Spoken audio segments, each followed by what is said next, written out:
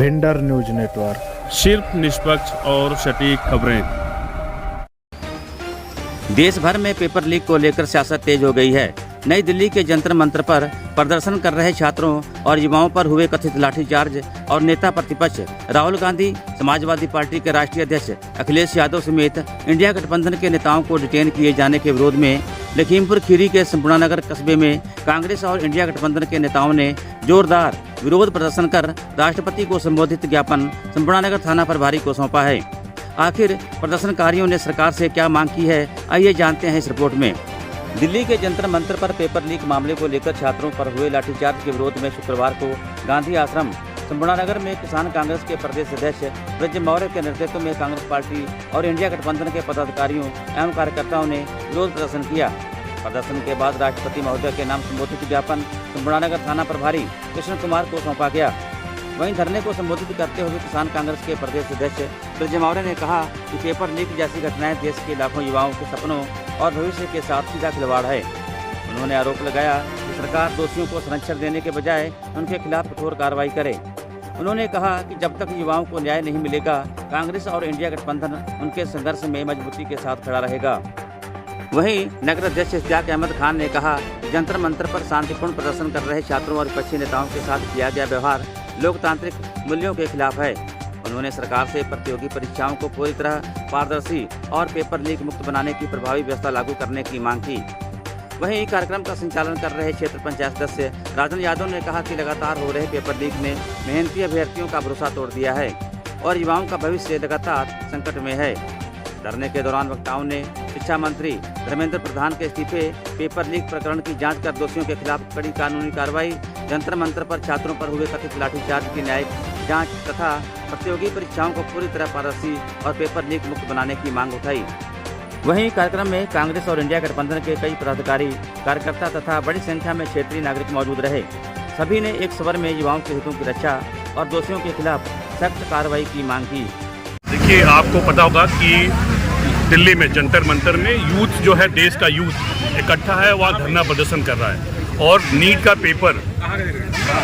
का पेपर जो है दो बार लीक हुआ और युवाओं ने मांग किया कि भाई जवाबदेही तय होनी चाहिए। जो भी सरकार में जो भी मंत्री है जिसको कार्यभार सौंपा गया उसकी जवाबदेही तय होना चाहिए और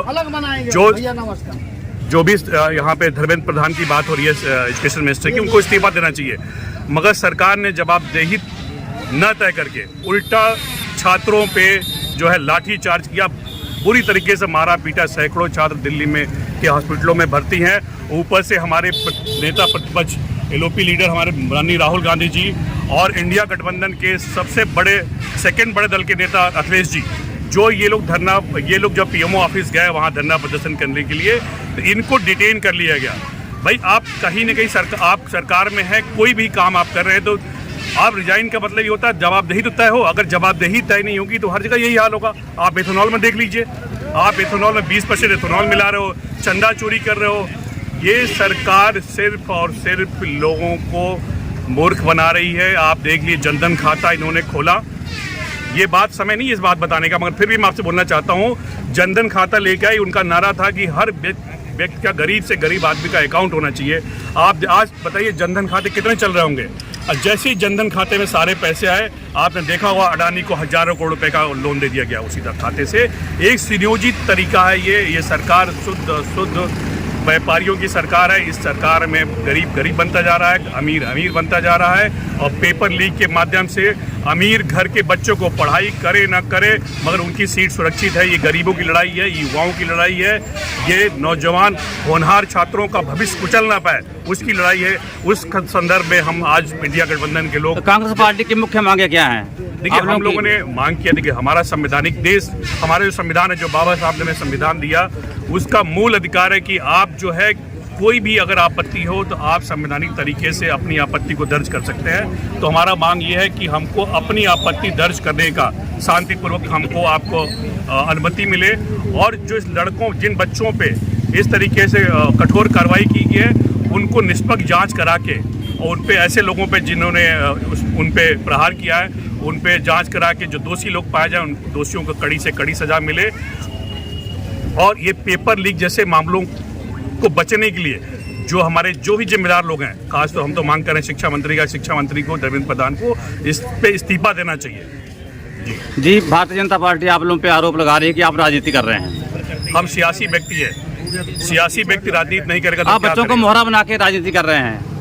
देखिए बच्चे किसके हैं? वो बच्चे हमारे बच्चे हैं ना। कोई हमारा बच्चा है, कोई हमारे भाई का बच्चा है। बच्चे किसके? हमारे परिवार के बच्चे हैं।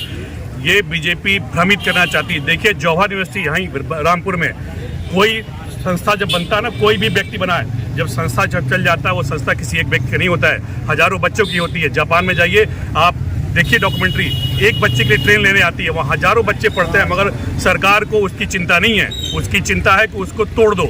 जबकि मैं बताऊँ वो विश्वविद्यालय 2005 में बना, 2006 में वो गजट में आया, 2026 में वहाँ प्राधिकरण बना।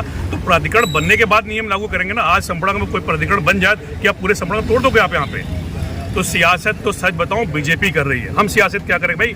इनको किसी के भविष्य से मतलब नहीं है। ये चाहते हैं कि 5 किलो राशन लो और मनरेगा लो और उसी में खुश रहो, कुछ बोलने की जरूरत नहीं है आपको। मैं इश्तियाक खान संपुड़ा नगर सपा का कार्यकर्ता हूँ। जी, आज आप लोगों ने विरोध प्रदर्शन किया है तो जंतर मंतर पे जो घटना हुई उसको लेकर, तो क्या कुछ रहा इसमें? क्या मांग थी आप लोगों की?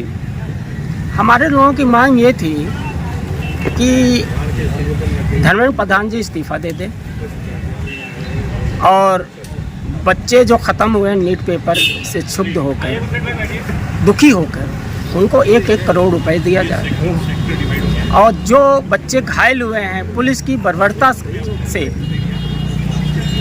उनका इलाज हो और उनके ऊपर किसी तरीके का भी कोई मुकदमा ना चले। जी, और इसके अलावा क्या मांग थी? बस मेन मांग यही थी कि प्रधान जी का इस्तीफा, और जब तक प्रधान जी का इस्तीफा नहीं होगा, जब तक ये आग जो जल रही है ना ये बुझेगी नहीं। और कुछ नहीं मांगा गया था। इसके पहले भी सरकारें थी, उन सरकारों में जो भी दोषी होता था कोई भी मंत्री वो इस्तीफा दे देता था, लेकिन इस सरकार में इस्तीफा नहीं हो रहा है क्योंकि इसमें इस्तीफे नहीं होते हैं। जैसे हमारे माननीय राजनाथ सिंह ने कहा बीजेपी में इस्तीफा नहीं होता है, तो ये गलत है। जो जहाँ पे जिसकी जिम्मेदारी है, अगर वो गलत किया है, उसकी वजह से गलत हो रहा है, तो उसको इस्तीफा देने में कोई दिक्कत नहीं है और देना भी चाहिए, क्योंकि पूरे देश की, पूरे छात्रों की, सबकी मांग है कि धर्मेंद्र प्रधान जी इस्तीफा दें और जब तक इस्तीफा नहीं देंगे जब तक ये आंदोलन चलता रहेगा।